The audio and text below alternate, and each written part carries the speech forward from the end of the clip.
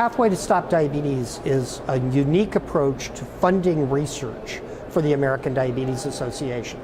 As a bit of background, we're looking at a situation where the number of individuals going into diabetes research is not increasing commensurate with the epidemic of the problem. Not only that, but the funding for diabetes is disproportionate to the size of the problem.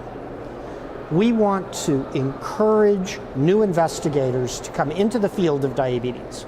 We want to facilitate the research for young investigators who are at the height of their creativity by identifying bright people with out-of-the-box ideas and giving them the money, the time, and the support to explore those ideas without fear of going through study section and saying, are they in the mainstream or are they different?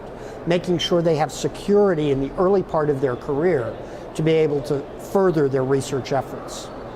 So what Pathway does is it looks for the truly innovative and creative individual, either coming up through their training or someone who's been well established in the field and is now interested in changing their direction over to diabetes, giving them a 5-year guaranteed grant of up to $1.625 million to do what they think is going to be innovative in the approach to diabetes.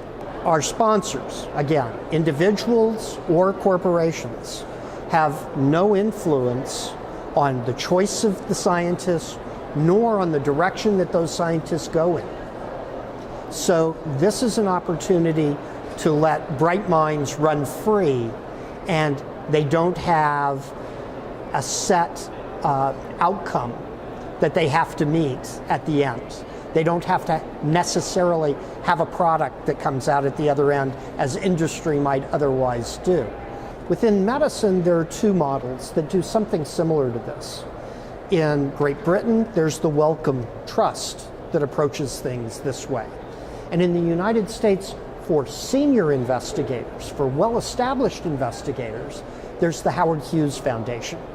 So we're being somewhat different in trying to support young investigators and really trying to bring people into the field, but the mechanism by which we do it has been well established. We're asking institutions, hospitals, universities, research institutes to nominate a single best candidate. I know of several institutions who have already set up their nomination process within the university. They have their committee already established for review, and I know of 2 universities who have identified their single applicant who will be coming into our pool. We still have 2 months to go. It's been a relatively short process. Everybody's trying to understand what it is. We anticipate we'll have between 50 and 100 applicants.